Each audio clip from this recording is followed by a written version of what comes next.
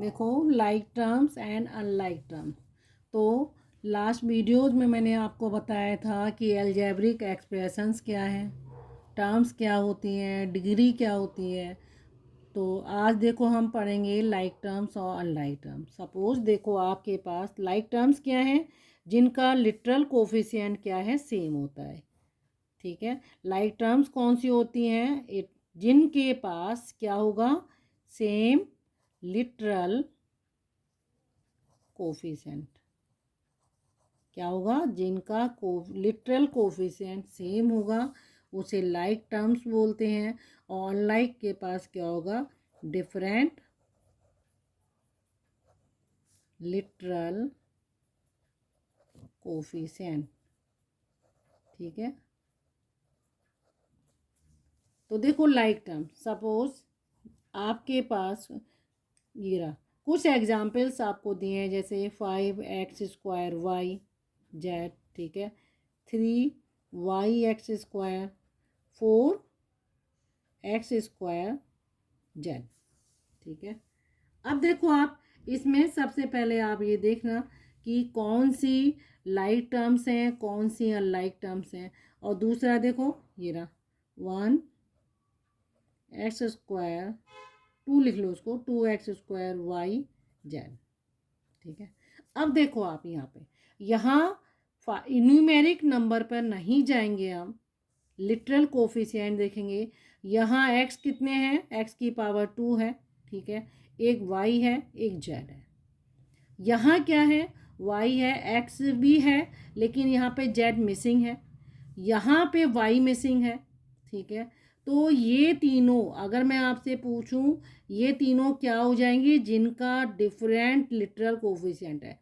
किसी का भी एक से नहीं है, किसी के पास कुछ है, किसी के पास कुछ है, किसी के पास कुछ है।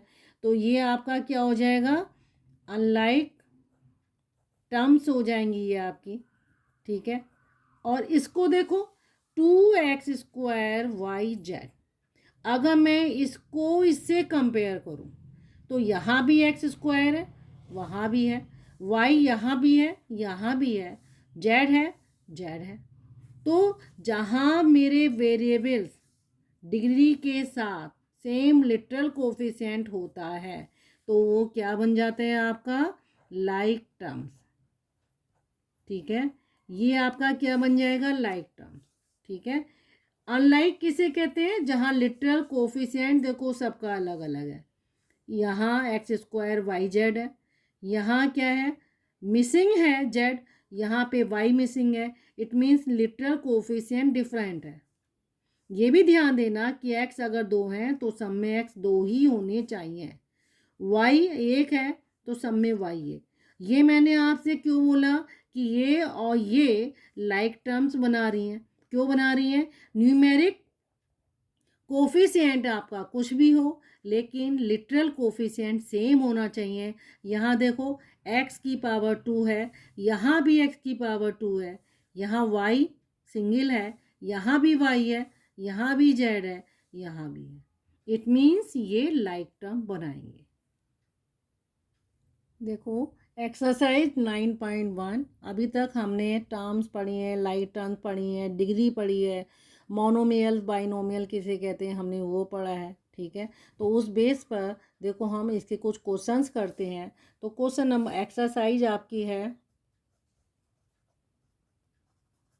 9.1। इसका फर्स्ट क्वेश्चन देखिए। ठीक है, identify the monomials, binomials and trinomials from the following algebraic expression. ये कुछ एल्जेब्रिक एक्सप्रेशन दिए हैं, आपको ये आइडेंटिफाई करना है कि इसमें मोनोमियल्स कौन सा है, बाइनोमियल्स कौन सा है, ट्राइनोमियल्स कौन सा है। ठीक है, तो बाइनोमियल्स कौन सा होता है, जिसमें एक टर्म्स है। तो इसका फर्स्ट क्वेश्चन देखो, first part 5p into Q into r²। ठीक है, इसको मैं ऐसे भी तो लिख सकती हूँ, कैसे, 5p(q)r²। ठीक है, तो अब आप इसको देखो, जब आपने ये लिख दिया है, कहीं भी कोई प्लस या एडिशन नहीं हो रहा, कोई दूसरी टर्म्स इसमें ऐड नहीं हो रही, तो इसमें एडिशन की बात ही नहीं हो रही कि इसमें मैं क्या ऐड करूँ, कितना सब्ट्रैक्ट करूँ। तो इट मीन्स ये क्या हो गया, मोनोमियल। एक टर्म्स है तो इसे मैंने बोल दिया मोनोमियल। सेकंड देखो इसका 3x² into Y divided 2z। आप इसमें से पहले मल्टीप्लाई और डिवीजन साइन रिमूव करिए। देखो इसको मैंने लिखा 3x² अपॉन 2z। इसको भी देखिए, इसमें कोई इसके साथ ऐड होने की बात नहीं हो रही, सब्ट्रैक्शन की बात नहीं हो रही है। इट मीन्स इसमें एक टर्म ही है। इसको थोड़ा सा क्या कर दिया है, एक्सपेंडेड करके लिख दिया है। मल्टीप्लाई भी आपको शो करके दिखा दिया, डिवीजन भी शो कर दिया। लेकिन जब मैं इसको रिमूव करती हूँ, मैं इसको ऐसे भी लिख सकती हूँ, तो ये आपका क्या बन जाएगा, मोनोमियल। ठीक है, इसी का थर्ड पार्ट देखो। थर्ड पार्ट है -3 + 7x²। यहाँ देखो एक टर्म्स आपकी ये है, दूसरी टर्म्स ये है, क्योंकि सेपरेशन जो होता है टर्म्स का एडिशन और सब्ट्रैक्शन से ही होता है। और मेरा यहाँ पे एक सब्ट्रैक्शन है, एक एडिशन है, तो दो ही है। इट मीन्स यहाँ पे 2 टर्म्स हो रही हैं, और 2 टर्म्स वाले को मैं बोलती हूँ बाइनोमियल। इसका फोर्थ देखिए 5a² - 3b² + c/2। ठीक है, आप इसमें से डिवीजन साइन को, ये जो लिखा है कॉमन एक लिख दिया है इन्होंने, थोड़ा सा इसको सेपरेट करिए। मैं इसको ऐसे भी लिख सकती हूँ 5a² अपॉन 2 - 3b² + c/2। अब इसके टर्म्स देखिए, एक टर्म्स, 2 और 3, सिर्फ एडिशन और सब्ट्रैक्शन से ही सेपरेशन हो रहा है। इट मीन्स ये क्या कहलाएगा आपका, ट्राइनोमियल। ठीक है, फिफ्थ पार्ट देखिए इसका 7x⁵ - 3x/y। ठीक है, तो आप इसमें देखो कितनी टर्म्स हैं, 1 2, तो इसको क्या बोलेंगे आप, बाइनोमियल। 2 टर्म्स वाले को बाइनोमियल बोलेंगे। 6 पार्ट इसका देखो, 6 क्या है, 5p divided 3q - 3p² into q²। ठीक है, आपने क्या लिख दिया, 5p डिवाइडेड। तो इसको मैं किस फॉर्मेट में लिख सकती हूँ, आप डिवीजन साइन यहाँ का रिमूव करिए। तो आप जब डिवीजन साइन इसका रिमूव करेंगे तो आप क्या हो जाएगा, 5p डिवाइडेड 3q - 3p² और q²। आप जरा टर्म्स देखना, 1 टर्म्स 2 टर्म्स, तो ये 2 टर्म्स हैं, इसलिए मैंने इसे बोल दिया बाइनोमियल। ठीक है, ये क्या बन गया आपका, बाइनोमियल। नेक्स्ट क्वेश्चन देखिए, क्वेश्चन नंबर 2। क्वेश्चन नंबर 2 क्या कह रहे हैं, identify which of the following expressions are polynomial. आपको आइडेंटिफाई करने हैं, कुछ एक्सप्रेशंस आपको दिए हैं, आपको ये आइडेंटिफाई करना है कि वो पॉलिनोमियल है या नहीं है। अगर है तो आपको उसकी डिग्री भी बतानी है। तो सबसे पहले देखो इसका first part, 2/5 x⁵ (4 - √3 x² + 5x - 5। ठीक है, आपको क्या आइडेंटिफाई करना है कि ये पॉलिनोमियल है या नहीं है। इट मीन्स अगर 2 टर्म्स हैं तो वो भी पॉलिनोमियल होगा, 2 या 2 से ज़्यादा होनी चाहिए, एक टर्म्स वाला पॉलिनोमियल नहीं होता। ठीक है, तो पहले तो आप टर्म्स को आइडेंटिफाई करो। देखो आपकी एक टर्म्स ये रही, दूसरी ये रही, तीसरी ये रही, चौथी ये रही। ठीक है, पॉलिनोमियल्स का एक रूल है कि आपके जो वेरिएबल्स दिए हैं उनकी पावर जो है नेगेटिव नहीं होनी चाहिए, अदरवाइज वो आपका पॉलिनोमियल नहीं होगा। तो यहाँ देखो जो भी वेरिएबल है, एक ही वेरिएबल चल रहा है, एक्स है, तो एक्स की पावर सब में पॉजिटिव ही है। ठीक है, तो ये मेरा क्या हो गया, पॉलिनोमियल है। ठीक है, फर्स्ट पार्ट उन्होंने कह दिया कि आपको आइडेंटिफाई करना है, तो ये मेरा पॉलिनोमियल हो गया। मुझे इसमें डिग्री बतानी है।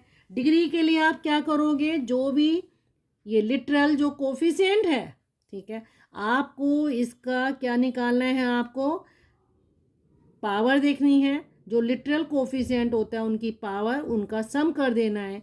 यहाँ मेरा एक ही लिटरल कोफिशिएंट या फैक्टर बोलो, ठीक है, 4 है, तो यहाँ x की पावर 4 है तो यहाँ 4 आएगा। यहाँ x की पावर 2 है तो यहाँ 2 आएगा। पावर को ही देखते हैं, यहाँ 1 है तो 1 आएगा। अब आप ग्रेटेस्ट नंबर फाइंड कर लो, ये 4 आ रहा है तो 4 ही आपका क्या कहलाएगा, डिग्री। तो इस एक्सप्रेशन की डिग्री कितनी है, 4 है, ठीक है। सेकंड पार्ट पे आते हैं। सेकंड पार्ट क्या है आपका, देखो 7x³ -3 अपॉन x² प्लस √5, ठीक है। आपको ये फाइंड करना है कि x की वैल्यू आपकी क्या नहीं होनी चाहिए, आपकी माइनस में पावर नहीं होनी चाहिए। तो देखो यहाँ, देखो यहाँ x की पावर 3 है, यहाँ x की पावर 2 कहाँ है, डिनोमिनेटर में। अगर मैं इसको ऊपर लाऊंगी तो माइनस हो जाएगी, ठीक है। मैं इसको क्या करूँगी, यहाँ x की पावर क्या है, न्यूमिनेटर में लाएंगे हम इसको, x की पावर 2 को, तो मेरा क्या हो जाएगा, नेगेटिव पावर हो जाएगी।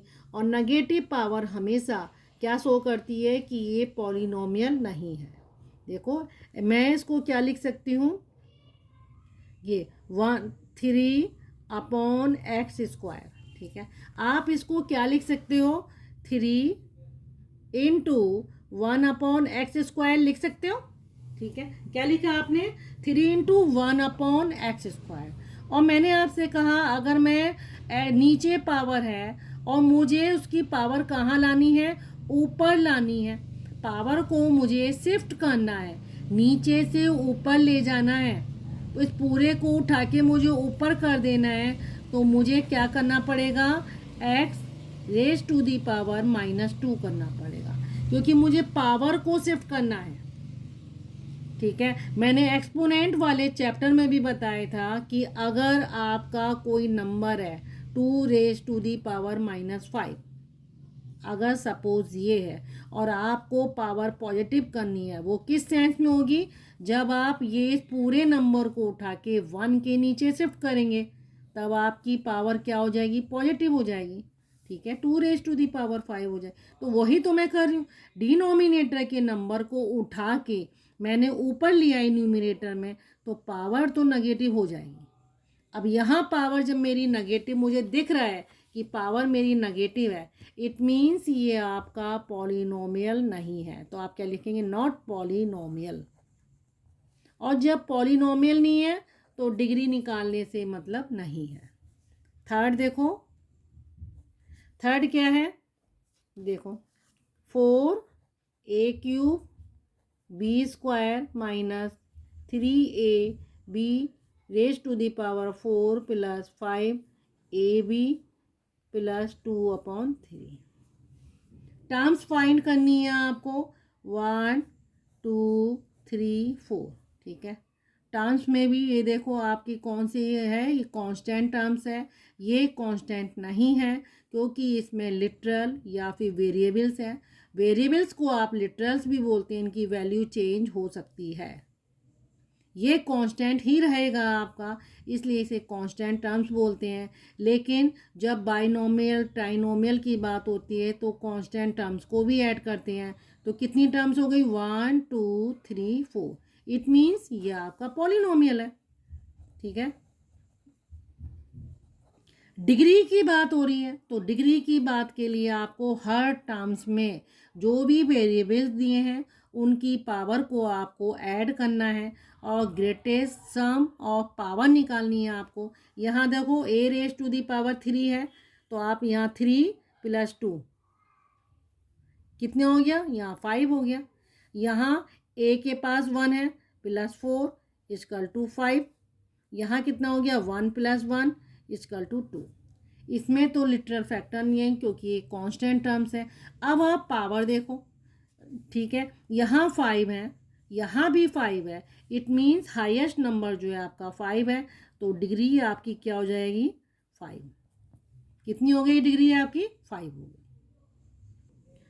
इसी का फोर्थ पार्ट देखो, ये 2x² ठीक है -3/xy प्लस 5y³ ठीक है प्लस √3। अब आप देखो क्या ये पॉलिनोमियल है, ठीक है। टर्म्स तो आप पहचान लोगे कि आप प्लस माइनस से सेपरेट हो रही हैं, तो आप बिना देखे बोल देते 1 2 3 4। लेकिन थोड़ा ध्यान ये भी देना है कि जो वेरिएबल्स हैं उनकी पावर नेगेटिव इंटीजर्स में नहीं होनी चाहिए। तो यहाँ तो पावर पॉजिटिव है, लेकिन इस केस में जो पावर आ रही है आपकी वो क्या हो रही है, नेगेटिव इंटीजर। एक्स और वाई को जब आप ऊपर लाएंगे तो वो पावर आपकी क्या दे देगा, x⁻1 y⁻1। ये इस नंबर को ऐसे रिप्रेजेंट करेगा। इट मीन्स पावर जो है नेगेटिव नहीं होनी चाहिए। इट मीन्स ये आपका क्या है, नॉट पॉलिनोमियल। ये एक्सप्रेशन आपका पॉलिनोमियल नहीं होगा, ठीक है। जब पॉलिनोमियल नहीं है तो हमें डिग्री बताने की ज़रूरत नहीं है।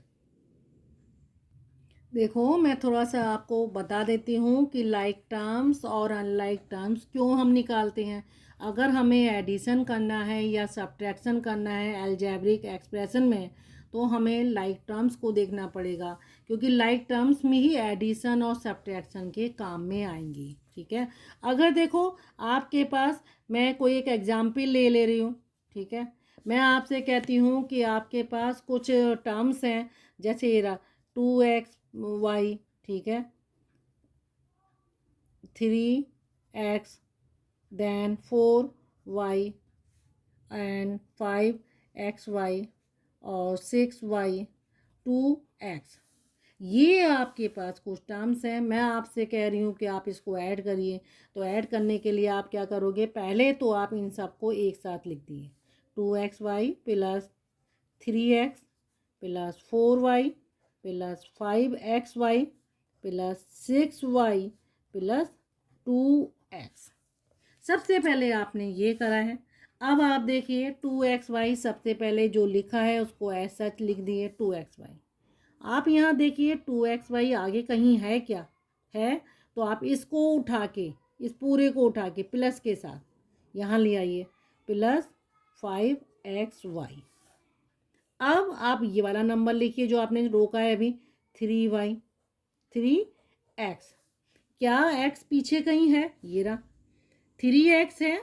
आप इसको आप लाइक टर्म्स में ले आइए, ये रहा 2x, ठीक है।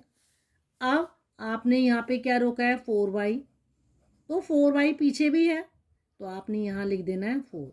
तो ये लाइक टर्म्स को मैं एक साथ ले आई हूँ, ठीक है। अब आप देखो +2 + 5 क्या हो गया 7xy, देन +3 + 2 क्या हो गया 5, +5 ही होगा, x होगा, वेरिएबल ऐसे ही रहेंगे।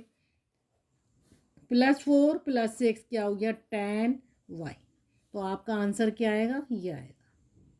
अगर मैं आपसे कहती कि आपको टर्म्स को जो है नेगेटिव करना है, तो नेगेटिव भी हम ऐसे ही करते हैं, ठीक है।